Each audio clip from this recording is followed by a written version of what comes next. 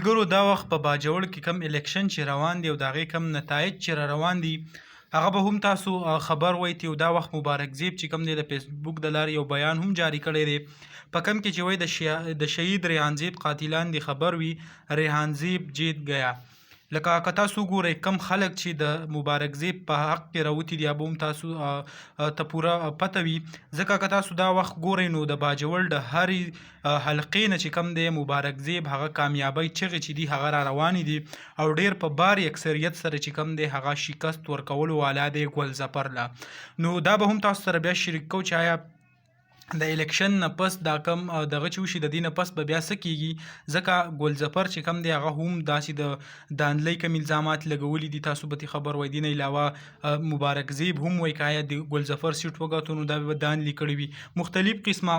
نتایج چې کم دی دا وخت را روان دي تاسو سره به انشاءالله نیکسټ د دې کم اپډیټ چې دی به تاسو سره وار په وار باندې شیر کوو. نو که چا دا چینل نوی سبسکرایب کړی نو زر تر زر هغه سبسکرایب کړئ تاسو ته به دا معلومات در رسوو.